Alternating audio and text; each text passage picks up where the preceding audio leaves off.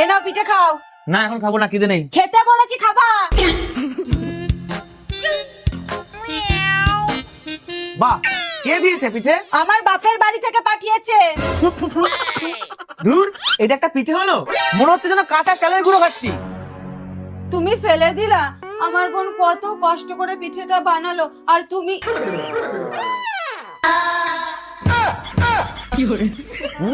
দারুণ খেতে হয়েছে। তোমাকে তো। এই দাঁড়া, এইরকম লাঠি নিয়ে বরের পেছনে না দৌড়িয়ে নিজে একটু সাজগোজ কর, দেখবি বর তোর গুণ গাইছে। আমি তো আমার চুলটাকেই ঠিক করতে পারছি না, সবার কথা শুনে কলার পেস্টও লাগিয়েছি।